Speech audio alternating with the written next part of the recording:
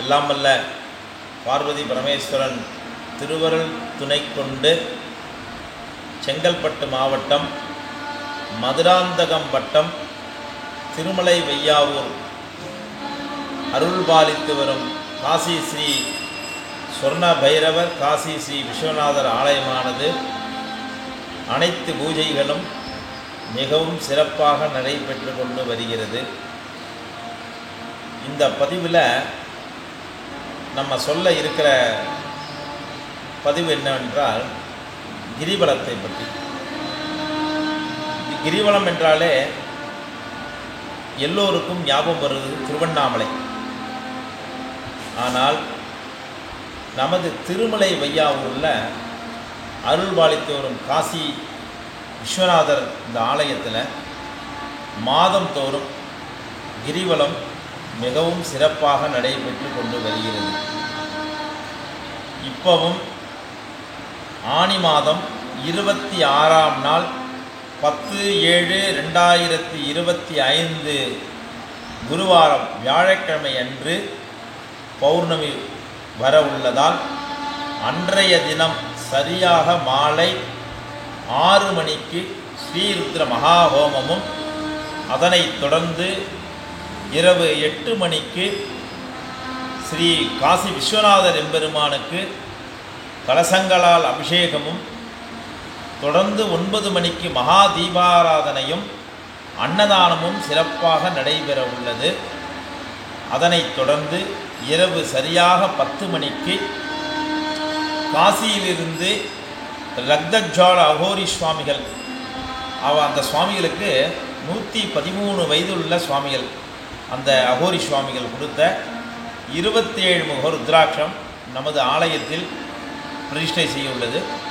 அந்த 27 முக ருத்ராட்சத்தை இந்த பௌர்ணமி யாகங்கள் முடிஞ்சு கிரிவலத்தில் இந்த 27 முக ருத்ராட்சம் பல்லக்கில் வச்சு பிரதட்சணமாக எல்லாம் பக்திபூர்வமாக எல்லா ஊர்லேருந்து வந்திருந்து இந்த கிரிவலத்தை கண்டுகளிக்கிறார்.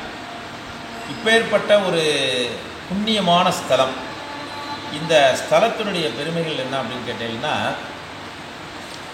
அதாவது நமது ஆலயம் எப்படி அமைந்திருக்குன்னா தென் திருப்பதி என்று சொல்வார்கள்.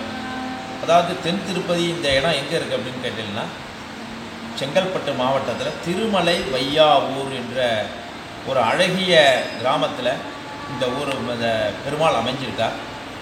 அந்த மலை அடிவாரத்திலேயே, அந்த பெருமாள் இருக்கக்கூடிய மலை அடிவாரத்திலேயே காசி சொர்ணாக்ஷர பைரவரும் காசி விஸ்வநாத எம்பெருமானும் இங்கே அமைஞ்சிருக்கார்கள். இதில் என்ன ஒரு மிகப்பெரிய ஒரு விசேஷம்னு கேட்டீங்கன்னா திரிவேணி சங்கமம்னு சொல்லுவாங்க. இந்த திரிவேணி சங்கமம்னா என்ன அப்படின்னு கேட்டீங்கன்னா கங்கா, யமுனா, சரஸ்வதி என்ற மூன்றும் சேர்ந்தது திரிவேணி சங்கமம்னு சொல்லுவாங்க. அதே போல் திரிவேணி சங்கமமாக 3 ஸ்தலங்கள் கிரிவலம் மிகவும் சிறப்பாக நடைபெற்று வருகிறது.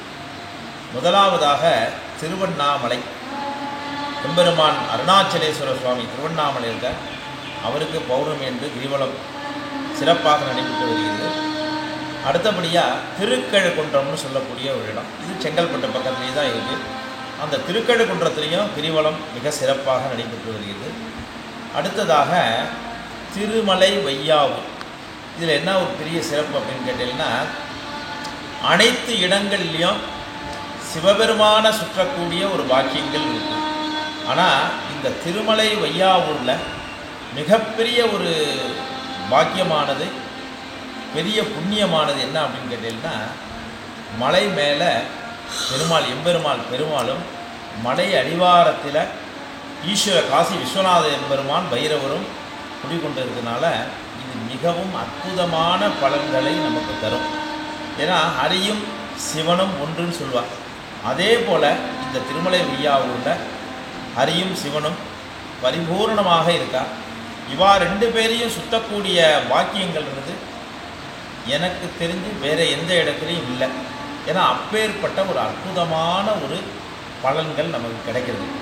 இந்த கிரிவலத்தில் யார் ஒருவர் பௌர்ணமி அன்று இந்த ஸ்ரீருத்ர யாகத்தில் கலந்து கொண்டு சிவபெருமானுடைய கலச அபிஷேகத்தை பார்த்து ஒவ்வொரு இடங்களாக அந்த கிரிவலம் போகிறச்ச என்ன ஒரு மிக சிறப்பு அப்படின்னு கேட்டிங்கன்னா, நம்ம ஆலயத்திலேருந்து இந்த ஹோமங்கள்லாம் முடித்து 27 முக ருத்ராட்சத்தை பிரதட்சணமாக பல்லக்கில் வச்சு கொண்டு போகிறச்ச முதலாவதாக நம்ம ஆலயத்து இந்த கிரிவல பிரகாரத்திலேயே விநாயக எம்பெருமான் முதல் கடவுளாகிய விநாயக எம்பெருமானையும் ஐயப்பனையும் பிரார்த்தனை பண்ணிட்டு கிரிவலம் செல்கிறோம்.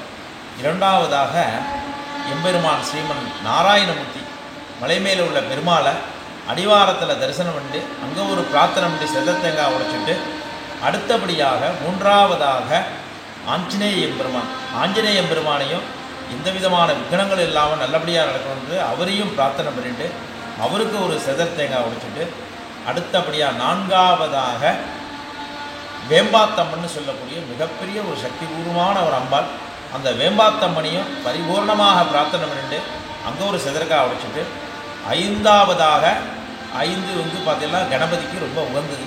அதே போல் ஐந்தாவதாக ஒரு கணபதி ஆலயம் இருக்குது. அந்த கணபதி ஆலயத்தில் கணபதியை எல்லா விதமான விக்னங்களும் நிவர்த்தி உண்டாகணும்னு சொல்லி பிரார்த்தனை பண்ணிட்டு அங்கே ஒரு செதற்காய் உடைச்சிட்டு ஆறாவதாக அங்கே பிரதட்சணம் பண்ண மலைக்கு பின்னாடியே ஒரு இல்லத்திலேயே ஒரு கங்கையம்மன் இருக்கா, குடிகொண்டிருக்கா. அந்த கங்கையம்மனை ஒரு பிரார்த்தனை பண்ணிட்டு பிரதட்சணமாக அடுத்தபடியாக ஏழாவதாக சப்தகன்னி.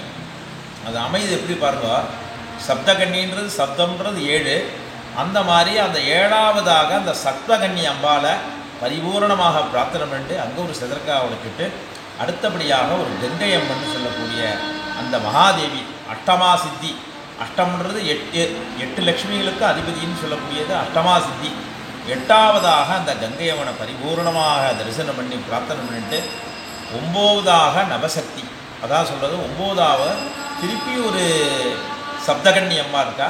அந்த சப்தகன்னி அம்மாவை பரிபூர்ணமாக ஒரு பிரார்த்தனை பண்ணிட்டு அங்கே ஒரு செதற்காய் உடைச்சிட்டு தசாவதாரம் சொல்லுவாள் 10ஆவது.